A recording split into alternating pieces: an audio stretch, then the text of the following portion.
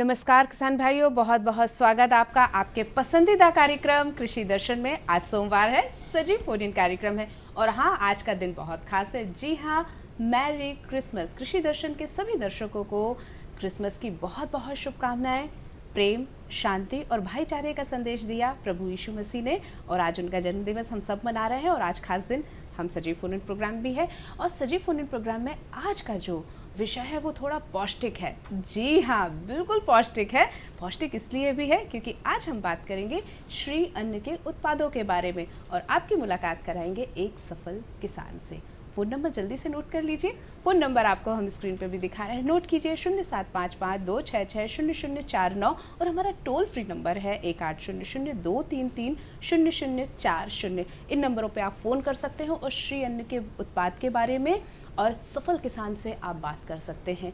तो जल्दी से परिचय क्यों ना आपका हम पहले अपने मेहमानों से भी करा दें। जी हाँ, हमारे साथ हमारे मेहमान हैं। हम सबसे पहले बात कराएंगे आपकी, परिचय कराते हैं। हमारे साथ हैं सफल किसान हैं हमारे कपिल ईश्वरलाल धाकड़, रियावन ज़िला रतलाम से है। बहुत बहुत स्वागत है आपका सर।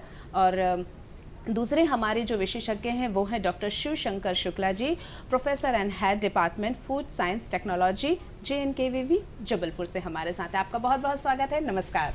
नमस्कार।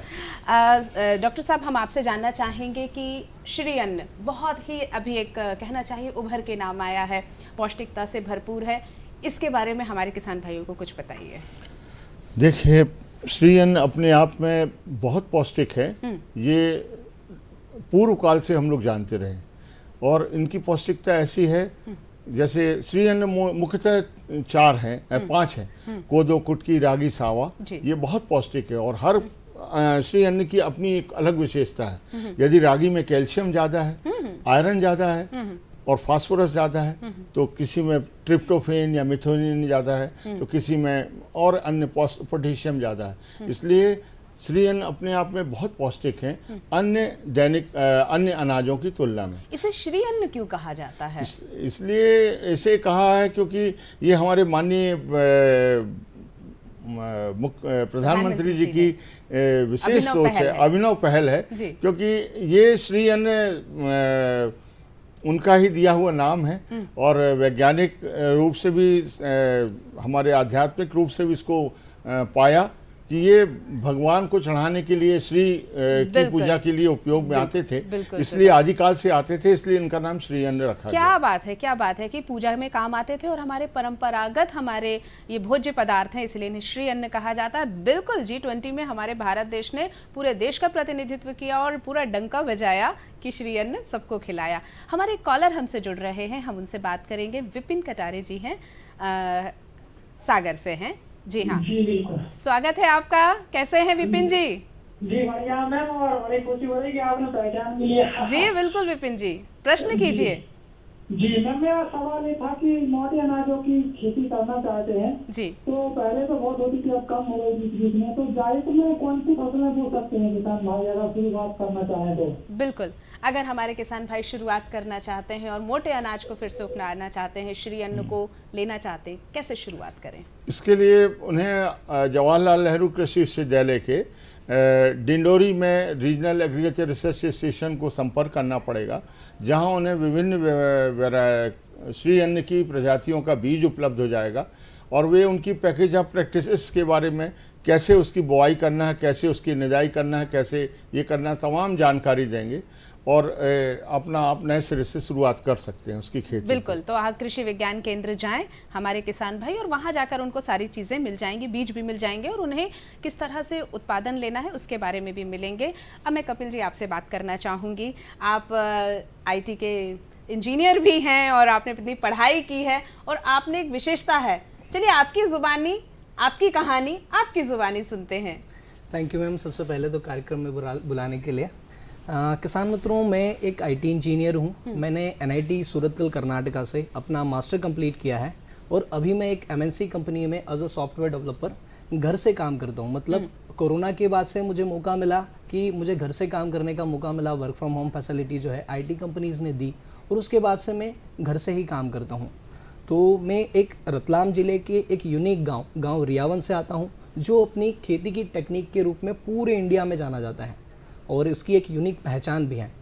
तो दोस्तों मेरी रियावन की एक छोटी सी एक पहचान है। वो पहचान वहाँ की जो एक क्वालिटी गार्लिक है, एक लहसुन है, अच्छा। उसके रूप में पूरे इंडिया में पहचान है। बिल्कुल। उसका नाम है, गांव के नाम के हिसाब से, रियावन सिल्वर लहसुन। अच्छा। हाँ, बहुत फेमस है मैम। और पूरे इंडिया में उसका एक क्वालिटी का अलग ही डंका बजता है। क्या क्वालिटी है उसमें जो उसको अन्य गार्लिक से उसको भिन्न करती है? मैम एक्चुअल में गार्लिक तो बहुत सारी होती हैं, बिल्कुल। पर जो सुंदरता, हर चीज में सुंदरता जो है वो लोगों को अट्रैक्ट करती है। जी, चाहे जी। वो फसल की बात करें या जी, चाहे कोई भी कृषि उत्पाद हो या फिर जो कमर्शियल उत्पाद हो, सब में ऐसे ही हमारे रियावन सिल्वर गार्लिक के अंदर उसकी सुंदरता बहुत बढ़िया है। एक्चुअल में सीजन गया नहीं तो मैं डेमो उसका लेकर आता। वो बिल्कुल सफेद, बिल्कुल एक अट्रैक्शन का केंद्र है। बिल्कुल सफेद है, साइज में बहुत बड़ी होती हैं। उसकी कलियां भी जो होती है वो भी बहुत बढ़िया होती हैं और वो पूर्ण रूप से सफेद होती है। आपने इन जनरल गार्लिक अगर देखा हो तो वो कैसा होता है कि उसके ऊपर कोई शेड वगैरह आता है, वैसा शेड उसके ऊपर नहीं आता, बिल्कुल सफेद होती है। उसके दाने खिले हुए होते हाँ, हैं बिल्कुल खिले और हुए उसकी रहते बड़ी होती है गांठ भी बड़ी होती हैं, कलियां भी बड़ी होती हैं और स्वाद में भी बहुत टेस्ट। तो कपिल जी, कैसे आपने इस चीज को, इतनी पढ़ाई करने के बाद, इंजीनियरिंग करने के बाद, आपके ये मन में कैसे आया? खेती तो हमारा परंपरागत था, लेकिन इसमें भी हमें करियर बनाना है, ये कैसे आपने सोचा? एक्चुअल में मैम मैं शुरू से एक कृषक परिवार से आता हूँ जी। और मेरे फादर भी फार्मर है, मेरे दादा भी फार्मर है। सब पूरा परिवार खेती ही करता था और अभी भी करते हैं। तो एक मेरे दादा हैं कारूलाल जी धाकड़, और वो उनका एक ऐसा है कि उन्होंने एक सिलेक्शन मेथड से एक रियावन सिल्वर गार्लिक जो है वो डेवलप करी। 1980 से उन्होंने काम शुरू किया था। 1987-88 आते आते उनके पास बहुत बढ़िया क्वालिटी की जो गार्लिक है वो उनके पास एक बीज तैयार हो गया और उसी को हम एक लेगेसी बिजनेस की तरह आगे बढ़ा रहे हैं। अभी मैं क्या कर रहा हूँ कि किसानों को वो जो चीजें हैं वो आगे पास ऑन कर रहा हूँ। मतलब सोशल मीडिया के माध्यम से, यूट्यूब के माध्यम से मैं लगभग 45,000 किसानों को अच्छी खेती, बेस्ट खेती तो सब बहुत बढ़िया। किसी भी तरीके के प्रमाणिक तरीके से करना, उसे वैज्ञानिक तरीके से काम करना, ये बहुत जरूरी होता है और यही काम कर रहे हैं कपिल जी कि जो लहसुन की खेती है उसको और भी वैज्ञानिक तरीके से लोगों तक पहुंचा रहे हैं। आपसे भी चर्चा रहेगी। हम आपसे जानना चाहेंगे शुक्ला सर कि जो प्रसंस्करण का एक बात हो रहा है, उत्पादन तो अपनी जगह होती हैं चीजें, लेकिन उसकी प्रसंस्करण करके नए रोजगार को जोड़ना, ये किस तरह से श्री अन्न में उपलब्ध हुआ है, ये बताएं हमारे किसान भाइयों को। ये इस सदी के लिए श्री अन्न का उपयोग अपने आप में बहुत ही लाभकारी व्यवसाय के रूप में इस्टेब्लिश किया जा सकता है। श्री अन्न अपने आप में पौष्टिक होते हैं, ये सब ने जाना है, लेकिन इनका उपयोग हम लोग ट्रेडिशनल फूड के लिए करते थे, जैसे रोटी, अंबाली या चावल बनाना। लेकिन अब हम लोगों ने इसके अन्य उपयोग भी कर सकते हैं, जैसे कि इनका उपयोग हम बेकरी उत्पाद में कर सकते हैं।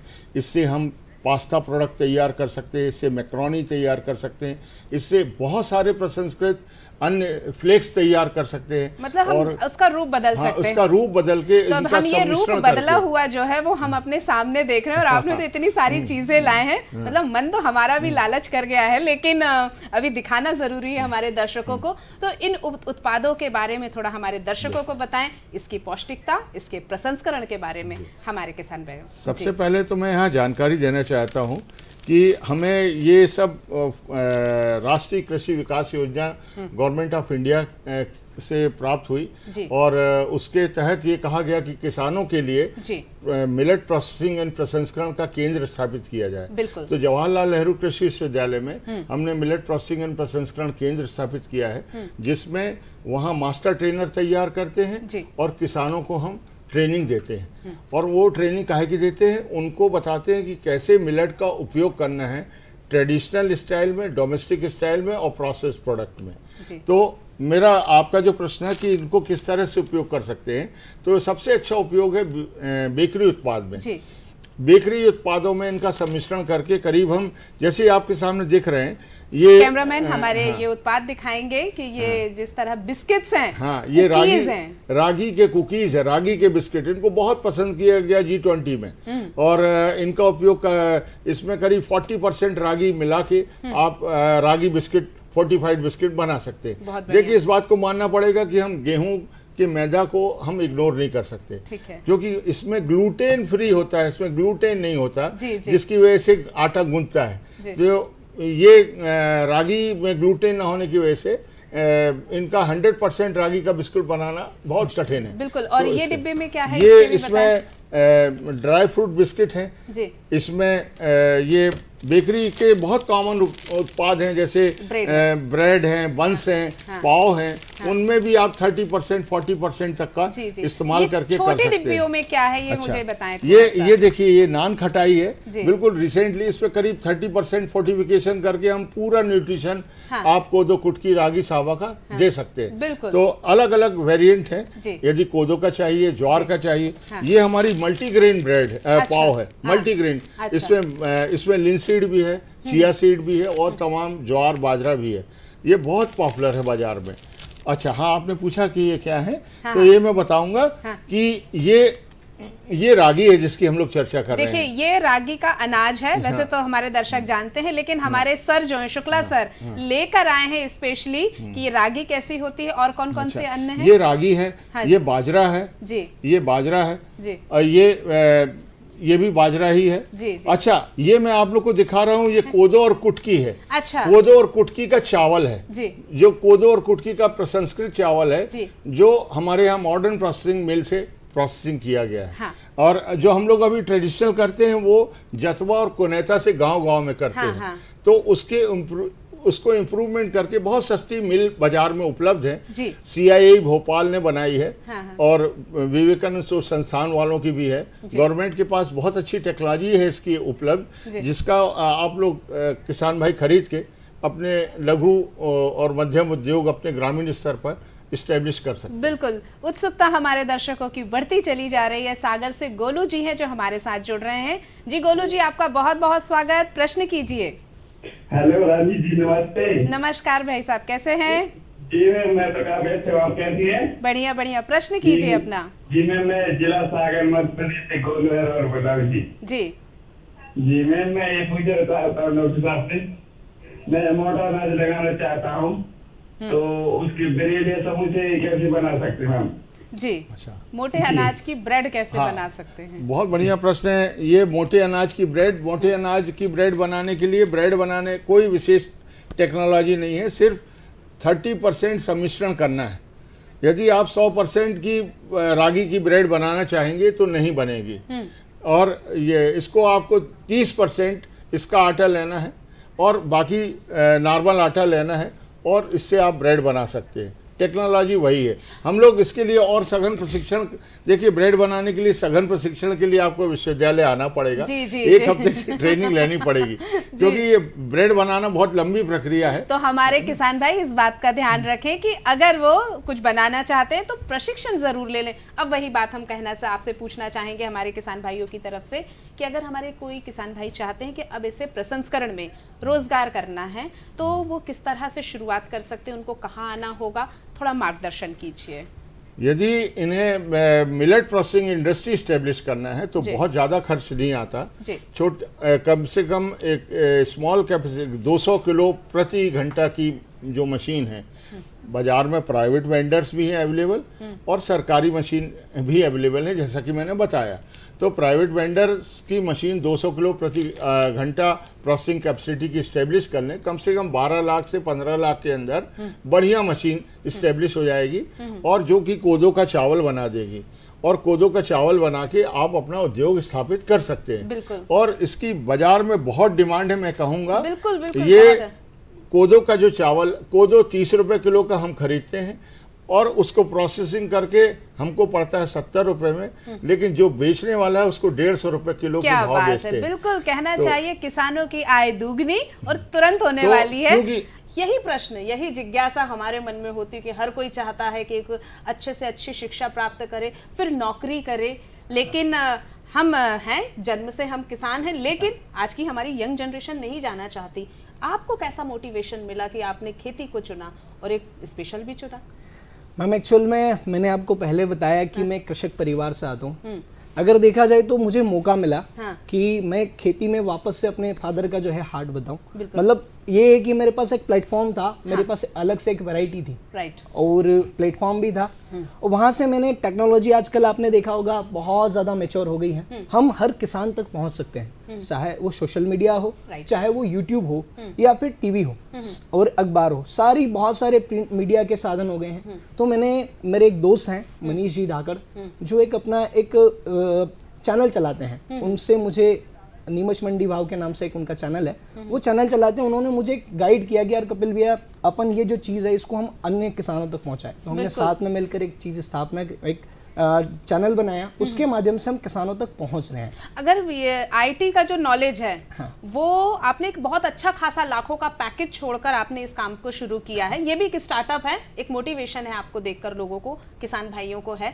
तो ये जो आईटी की पढ़ाई है वो यहाँ पर कितनी काम आती है आपको? मैम एक्चुअल में मैं जॉब भी करता हूँ, मैंने विदेश जाना, मेरे विदेश से भी है मुझे ऑफर, बट मैं जाता नहीं, पर मैं यहाँ इंडिया में रहकर ही मेरे जो किसान हैं उनको एक सही राय दिखाना चाहता हूँ। क्या बात है। होता क्या है मैम कि पूरा एक मार्केट में एक सिस्टम होता है डिमांड और सप्लाई का, बिल्कुल। और डिमांड और सप्लाई में अगर परस्पर संबंध नहीं होता है तब किसी भी चीज के रेट डाउन हो जाते हैं। आपने देखा होगा जब किसी चीज की भरमार हो जाती है तो रेट डंप हो जाता है, बिल्कुल डाउन हो जाते हैं। मैं यही कॉन्सेप्ट उनको सिखा रहा हूँ कि अगर कोई किसान क्वांटिटी के प्लेस पे क्वालिटी के ऊपर अगर ध्यान देता है, बहुत बड़ी बात, बहुत बड़ी बात। अगर क्वांटिटी के प्लेस पे क्वालिटी के ऊपर ध्यान देता है बहुत शानदार। तो उसका उत्पादन और उसका जो खर्च है, वो उत्पादन तो थोड़ा कम रहेगा पर खर्च भी लगेगा उसमें क्वालिटी पैदा करने के लिए, पर प्रॉफिट जो रहेगा वो बराबर हो जाएगा। क्या बात है, बहुत बड़ी बात बताई है कि क्वांटिटी की बजाय अगर हम क्वालिटी पे ध्यान देंगे तो हमारा काम बहुत अच्छा होगा। और क्वालिटी की बात यह है कि हमारे एक और कॉलर हमसे जुड़ रहे हैं,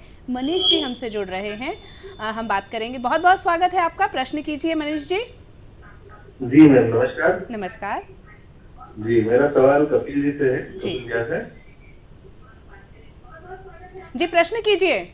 जी कपिल भैया, जो एक जिला एक उत्पाद के तहत रियावन सिल्वर गार्लिक को जो जीआई टैग की प्रोसेस चल रही है वो कहाँ तक पहुंची है, ये मैं जानना चाहता था आपसे। जी अच्छा मैम, मैं बता देना चाहता हूँ, अभी मुझे मौका मिला है तो जो रियावन सिल्वर है इसको जो हमारे जिला कलेक्टर रतलाम कलेक्टर साहब जो हैं उनकी ओर से, कृषि विज्ञान केंद्र कालूखेड़ा की ओर से, और एक हमारा एफपीओ है रियावन फार्म फ्रेश प्रोड्यूसर कंपनी के नाम से, और उद्यानिकी विभाग के सपोर्ट से और वहाँ के फार्मर्स के सपोर्ट से जीआई टैग बहुत जल्दी मिलने वाला है। अभी जो जीआई टैग का जो नंबर है वो एप्लीकेशन नंबर 813 है, और वो अभी एडवर्टाइज हो गया, जर्नल में पब्लिश हो चुका है, अभी एडवर्टाइज हो गया है, कुछ समय बाद सर्टिफिकेट भी इश्यू हो जाएगा। मनीष भैया, हद से हद आप लोग को 3 या 4 महीने वेट करने की जरूरत है, अभी एडवर्टाइज हो चुका है, बहुत जल्दी सर्टिफिकेट हमारे पास आने वाला है। क्या बात है। अगर हम थोड़ा सा वैज्ञानिक तरीके से आगे बढ़े तो परंपरागत चीज भी बहुत ज्यादा बूम कर सकती है ना सर शुक्ला सर? ये चीज हो सकता है। अब बात आती है सर कि जो हमारे मिलेट्स हैं